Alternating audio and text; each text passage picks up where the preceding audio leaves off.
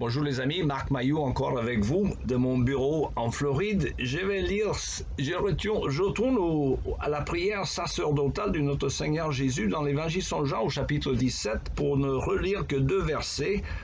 Ce n'est pas seulement pour eux que je te prie, c'est aussi pour eux qui croiront en moi grâce à leur témoignage. Je te demande qu'ils soient tous un, comme toi, Père, tu es en moi et comme moi je suis en toi, qu'ils soient un en nous pour que le monde croie que c'est toi qui m'as envoyé. Alors, fin de la lecture, ce texte que nous venons de lire nous parle d'une réalité que le monde ne reconnaît pas toujours. Hélas, à cause des divisions qui existent dans les églises chrétiennes sur les considérations plutôt secondaires, sur le baptême par exemple, ou sur la Sainte Seine, ou l'eschatologie, ça veut dire l'étude des temps de la fin et l'ordre des événements avant le retour de Jésus. Mais ce ne sont que des considérations secondaires, alors pas des éléments essentiels de la foi.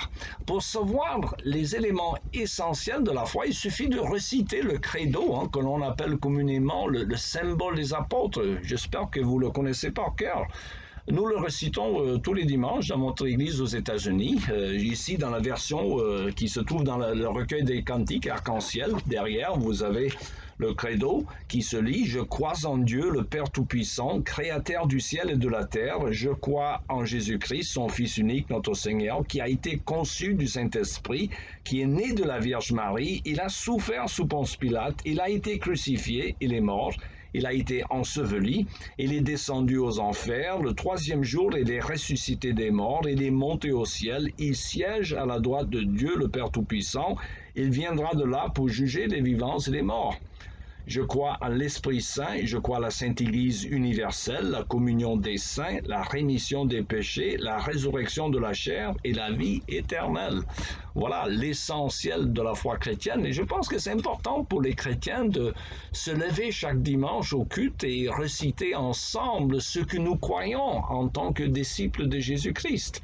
Cela nous rappelle chaque fois l'essentiel de notre foi et permet en même temps de nous identifier pour les visiteurs qui pourraient être de passage à notre culte dominical et qui se demandent parfois exactement ce que nous croyons. Or, ce sont des paroles qui unissent des chrétiens, tous les chrétiens de tous les temps, que l'on soit orthodoxe ou catholique romain ou protestant comme moi. Alors, tous les chrétiens peuvent et doivent s'entendre sur ces vérités incontournables, quelles que soient nos divergences dans nos confessions particulières et dans nos assemblées respectives. N'oublions pas que le Seigneur nous appelle à l'unité, comme nous venons de le lire. Or, il y a une unité que nous possédons dans la foi, telle que l'apôtre Paul nous en parle dans l'Épître aux Éphésiens au chapitre 4, verset 3, où il nous exhorte en disant, et je le cite, « Efforcez-vous de conserver l'unité que donne l'Esprit ». Fin de citation. Autrement dit, c'est la présence même de l'Esprit Saint chez tous les chrétiens qui les unit de façon spirituelle et profonde. Alors cette unité-là, on peut presque la sentir. Je sais que c'est dangereux de parler de sentir dans la foi, ce n'est pas une affaire de sentiment, mais quand on partage la communion fraternelle avec des chrétiens, on sent la présence presque du Saint-Esprit. Je me souviens, moi personnellement, de ma conversion en Inde en 1973, où pour la première fois, en tant que chrétien, j'ai assisté au culte d'adoration dans une assemblée anglicane à Calcutta. Et j'ai ressenti cet amour fraternel des frères indiens chrétiens et j'ai compris les paroles du Seigneur lorsqu'il dit que le monde saura que vous êtes mes disciples selon l'amour que vous avez les uns pour les autres. J'étais tout juste converti, ne connaissant rien du tout de la Bible ou de la théologie, mais je me sentais bien accueilli par ces frères et ces sœurs dans la foi, d'une culture très différente de la mienne, car c'était l'unité spirituelle et profonde que donne le Saint-Esprit. Ce n'est pas donc une simple unité de structure superficielle due au fait qu'il y a la même liturgie ou les mêmes chants ou les mêmes paroles lues. Non, c'est une unité qui vient de la présence de l'Esprit Saint même chez les croyants. Et l'apôtre Paul nous assure que tous les chrétiens sont habités par ce même Saint-Esprit. Je vous renvoie pour cela à 1 Corinthiens chapitre 12, verset 13. Mais il y a une unité que nous n'avons pas encore, tous les chrétiens, une unité vers laquelle nous aspirons. Alors, car certains chrétiens, comme je disais tout à l'heure, sont baptistes, d'autres pédobaptistes, certaines croient à un millénaire littéral, une période de 1000 ans après le retour du Christ, d'autres considèrent la notion de millénaire comme une période symbolique dans laquelle nous nous trouvons actuellement, avant le retour du Christ.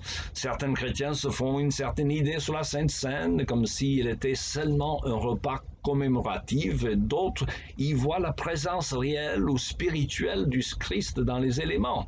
Or, même les grands réformateurs, comme Luther, Calvin, Bucer et Zwingli, qui étaient d'accord sur presque tout dans les grandes doctrines de la Réforme, ils se sont parfois battus avec acharnement sur la question de la Sainte Seine.